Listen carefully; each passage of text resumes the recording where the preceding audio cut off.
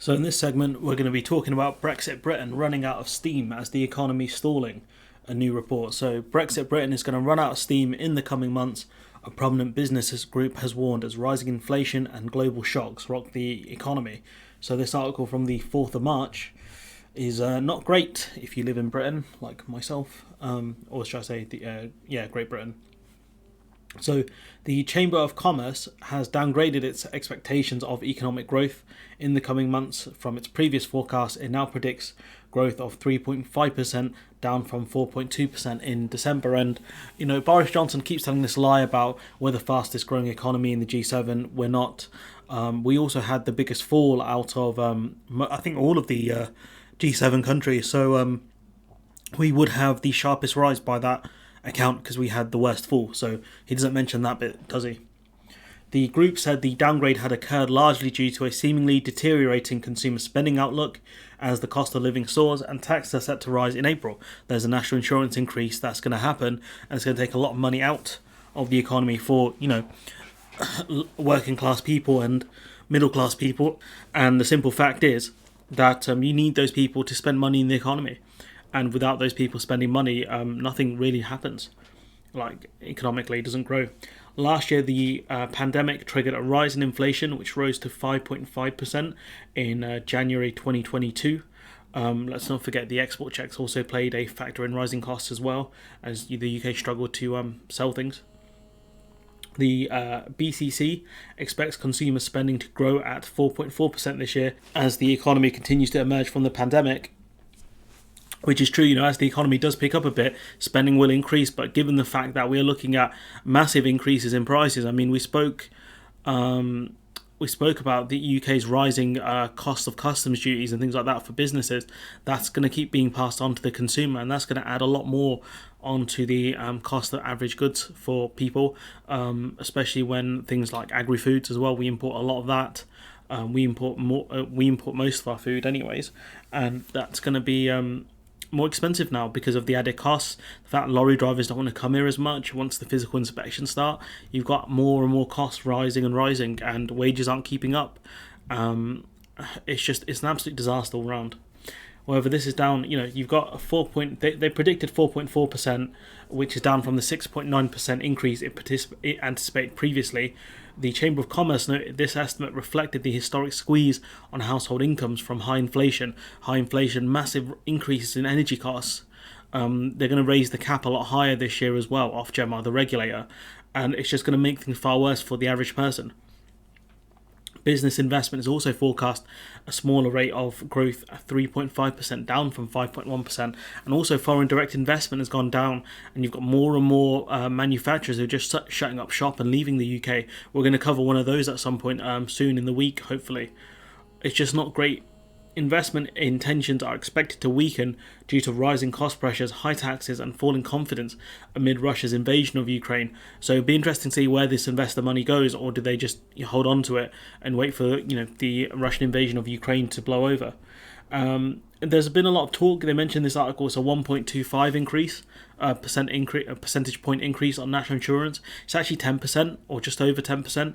So if you look at this first number here, right, for someone making around 20k, it looks like they spend about £1,251 on national insurance, but their national insurance contributions are going to go up by £130. That's not a 1.25 increase. That's That's over a 10% increase. The same thing for the person making 30k, also 50k, and 80k. So it's just ridiculous. It's about 10%, which is gonna it's gonna hurt a lot of people, honestly. And instead of them spending that money in the economy on goods, services, maybe luxury things like that, they ain't gonna be able to buy those things, and that's gonna cause a further, maybe not an economic downturn, but most definitely an economic slowdown. Soren Thiru, head of economics at the British Chamber of Commerce, commented, "Our latest forecast signals a significant deterioration in the UK's economic outlook. The UK economy is forecast to run out of steam in the coming months as the suffocating effects of rising inflation, supply chain disruption, that's a direct Brexit impact, and higher taxes weaken the key drivers of UK output, including consumer spending and business investment." So if we look at each one, rising inflation, you got massive increases in energy costs, which, yes, are global, but other countries, specifically France, through their nationalised industry, or partially nationalised industries can help deal with the energy increases. That's what has happened to EDF, because the French government have a large share in it. Also, the fact that other governments have cut VAT on energy whilst the British government have not. Yes, it's only 5%, but it would hopefully make a difference. Some of the energy companies in the UK are making massive amounts of profit, and the government refuses to put a windfall tax on them as well, which is just so dumb.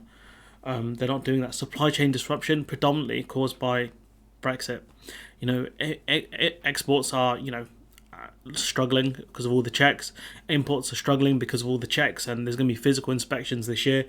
So, it's more expensive to get things into and out of Great Britain from the EU, and that's causing manufacturers to either leave or potentially look at leaving or setting up subsidiaries within the EU, which is less money for the exchequer. Higher taxes, that's a government decision, which I think is very stupid, doing a national insurance increase, because I think economics works bottom up, not top down. Trickle down economics doesn't work, especially when that money's being hidden offshore. Russia's invasion of Ukraine is likely to weigh on activity by exacerbating the current inflationary squeeze on consumers and businesses and increasing the bottlenecks in global supply chains. I can't speak too much about the bottlenecks on supply chains, but Russia, a massive exporter of oil and gas, so that's going to push up prices of those things. And Ukraine, I believe, is a massive exporter of wheat, which again is going to push up the price of wheat, which we're not going to blame the Ukrainians for, we're going to blame the Russians for that. Mr. Theroux added the legacy of COVID was an unbalanced economy.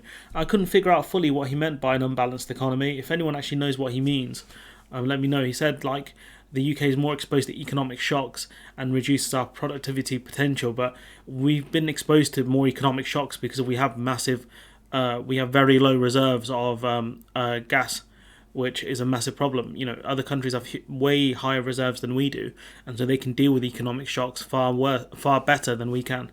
The government has been criticised for a lack of deregulation of the economy since Brexit. That's not going to help. How is deregulation going to help? It's really not. It's going to make trade harder with our neighbours, something which is now able to do, and for not putting up planned tax rises. And they've told Sunak that he's got the headroom to get rid of these tax increases if he really wanted to. But Dishy Rishi is desperate for the tax receipts, and he's not going to tax his rich buddies. He's going to tax you, the ordinary person. So this is where he mentions it. Is set to push ahead with a 1.25% rise in national insurance in April, but that's not a 1.25% rise, it's about 10% in real terms, or reality, should I say, and bring in a 25% corporation tax in the spring of 2023. Now, I'm not against a increase in corporation tax because it's only a tax on profit. That's why I support a windfall tax on energy companies. So the 25% thing I'm not too against, because companies looking to avoid this will either move their money offshore, which they would have done anyways, or they'll reinvest it in the company rather than letting it get taxed at the end of the financial year. Mr. Theroux warned that tightening monetary and fiscal policy too aggressively risks weakening the UK's growth prospects further by undermining confidence and damaging households and firms' finances. Let's not forget, I think we've just had a slight interest increase recently, and the Bank of England are still looking at increasing interest rates further. So that's not great. And so overall, what you can see from this picture is Brexit Britain is running out of steam, and this article hasn't even covered specifically the way manufacturing and the agri-foods industry is struggling. So it's not great. I couldn't figure out what's going on in this picture, so we're going to not discuss that. But this is the Express even talking about it, that the Express are saying Brexit Britain is running out of steam, and even the way they phrase it, Brexit Britain, talking about how, kind of implying that Britain is free, do our own thing, is struggling out in the world. And you've got Liz Truss talking about how we need to be less reliant on Russia and China, when by leaving the EU we've become infinitely more dependent on these countries, as we've left our largest trading bloc. Who else are we going to do trade with? Saudi Arabia. Anyways, I'm going to leave it there. Let me know what you think in the comments below. Hopefully this video made sense, and hopefully I'll see you in the next time.